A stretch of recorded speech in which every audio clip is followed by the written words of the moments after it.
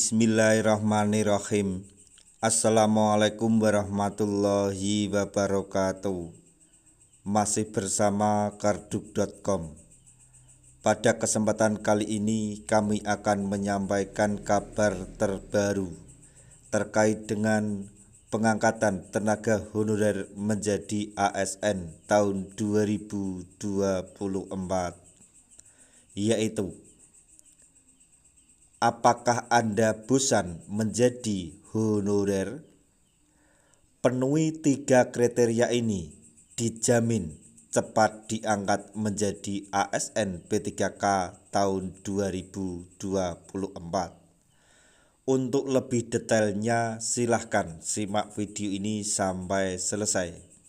Tapi sebelum kami lanjutkan, bagi rekan-rekan yang baru menemukan channel ini, tekan like dan subscribe-nya, dan juga tekan lonceng notifikasinya supaya nanti bisa mengetahui informasi terbaru terkait dengan rekrutmen CASN dan pengangkatan tenaga honorer menjadi ASN tahun 2024.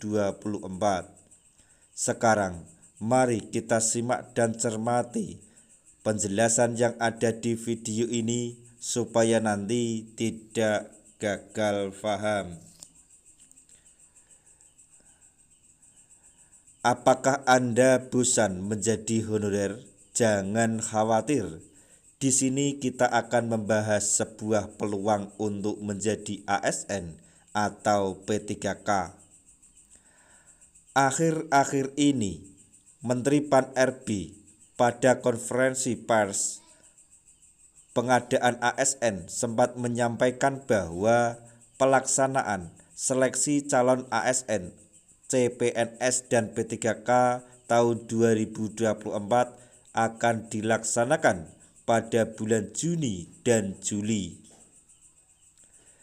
Kendati demikian, hal tersebut akan dilaksanakan setelah instansi menerima surat keputusan Menteri Pan-RB tentang penetapan formasi pegawai ASN. Namun, agar dapat diangkat menjadi ASN dan P3K, tentunya harus mengikuti peraturan atau tahapan lainnya, terutama mengenai kriteria. Dilansir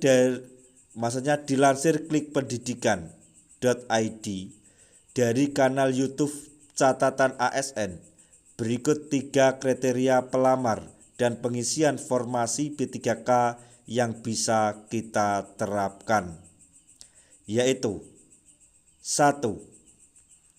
XTHK 2 atau tenaga honorer kategori 2. Kriteria ini tentu yang terdaftar di database BKN dan melamar di instansi tempat bekerja.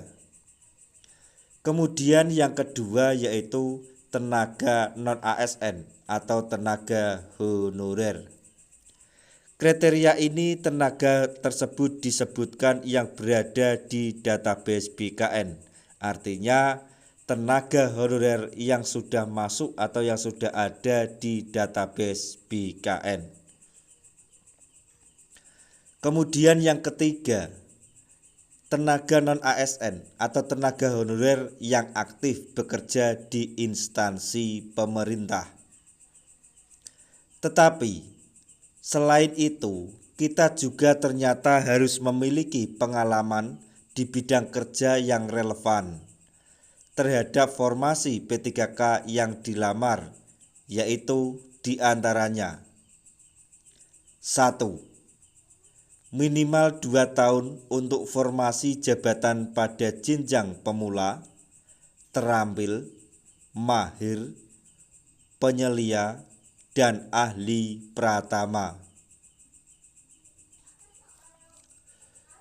Kemudian yang kedua, minimal 3 tahun untuk formasi jabatan pada jenjang muda aktif bekerja yang dimaksud. Jadi maksimal atau minimal kerjanya 3 tahun untuk formasi jabatan pada jenjang muda aktif bekerja yang dimaksud. Adapun maksud aktif bekerja pada kriteria tersebut yaitu aktif bekerja di instansi pemerintah minimal selama 3 tahun berturut-turut tanpa putus. Maka dari itu, jika bisa memenuhi kriteria yang tertera, kita dapat mengikuti seleksi P3K dan seleksi menggunakan CAT BKN. Diketahui, penentuan kelulusan seleksinya pun berdasarkan pada peringkat terbaik. Contohnya, jika terdapat 10 formasi P3K pada jabatan di instansi yang ingin dilamar, maka yang akan lulus dan menjadi P3K penuh waktu adalah 10 peringkat teratas dari hasil seleksi CAT tersebut.